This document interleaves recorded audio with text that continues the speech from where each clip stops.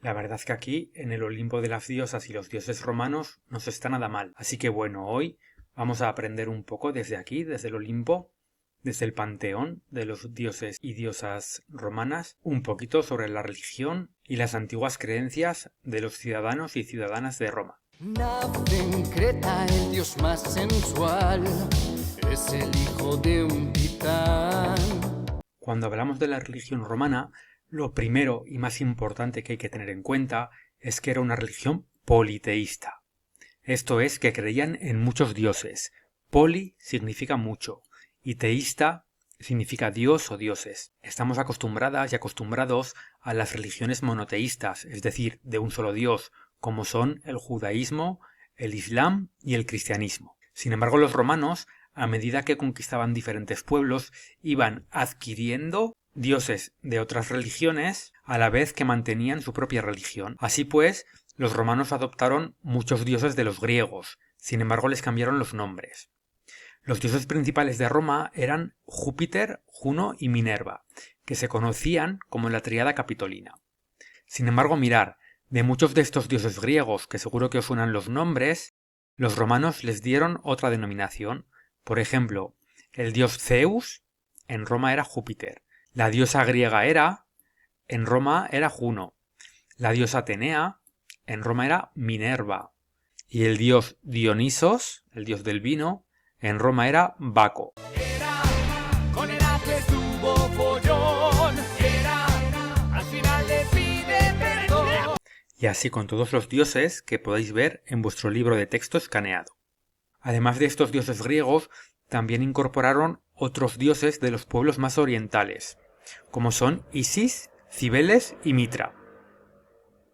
Sin embargo, además de los dioses, en los primeros siglos del imperio, los emperadores también eran considerados dioses y también se les rendía culto. En los templos romanos se hacían los ritos religiosos, que generalmente consistían en sacrificios de animales. Estos ritos eran hechos por sacerdotes y además de ellos también existían los augures, que eran otra especie de sacerdotes a los que se consultaba para conocer la verdad de determinadas cosas. Y además del culto en los templos, también había un culto doméstico, que era el culto que se hacía en las casas. En todas las casas romanas había un pequeño altar con exvotos y figuras donde se rendía culto a 3 divinidades diferentes. Unos eran los lares, que eran los genios protectores del hogar, de la casa. Unos eran los penates, que eran los dioses que aseguraban el abastecimiento alimenticio del hogar. Y otros eran los manes, que eran los espíritus de los antepasados. Decir también que cada vez que un familiar moría, se le enterraba debajo de la casa, en el suelo. Entonces se consideraba que ese familiar enterrado en el suelo del hogar protegía la casa. Hemos dicho que la religión romana era una religión de índole politeísta.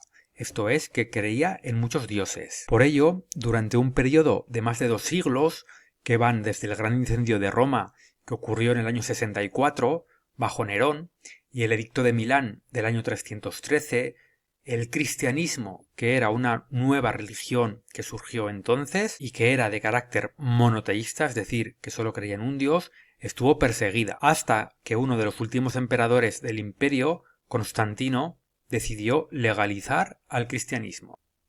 Ya sabemos que en nuestra era se comienza a contar desde el año 1, que se considera el año de nacimiento de Jesucristo. Mirad, en el siglo I nace una nueva religión, que es el cristianismo, fundada por Jesús de Nazaret. Según la Biblia, que es el libro sagrado de los cristianos, Jesús nace en tiempos del emperador Augusto, en Palestina, que es una región conquistada por los romanos. Y Jesús de Nazaret, que era judío, formaba parte de los celotes, que era una secta que se oponía al dominio del Imperio Romano de esa región de Palestina. Por ello Jesucristo y el cristianismo fueron enemigos del Imperio Romano. Jesús de Nazaret, con 30 años, reunió a una serie de discípulos, que el cristianismo los define como los apóstoles, y comenzó a difundir un nuevo mensaje religioso, que se oponía al mensaje religioso del Imperio Romano. 4 fueron las principales ideas de este nuevo y revolucionario mensaje religioso. Decían que había un solo Dios, por lo tanto los cristianos eran monoteístas. Decían que todas las personas eran iguales para Dios, lo que suponía un desafío para la estructura ideológica romana, que abogaba por la diferencia entre ricos y pobres, y sin embargo el cristianismo predicaba la igualdad entre ricos y pobres. Otra base era que todos los seres humanos debían amarse y perdonarse, y finalmente que todos los que siguieran ese ideal recibirían como premio la vida eterna después de la muerte. Este mensaje tan revolucionario para entonces preocupó a los dirigentes romanos, que veían peligrar su poder. Era un mensaje contra el poder de Roma. Por ello, acusaron a Jesús y lo entregaron al gobernador romano de Palestina, que era Poncio Pilato, que lo condenó a morir en la cruz. Por ello, Jesucristo fue crucificado por ser enemigo de Roma, y algunos historiadores de las religiones han llegado a afirmar que Jesucristo fue crucificado por oponerse al poder de Roma. Always look on the bright side of life.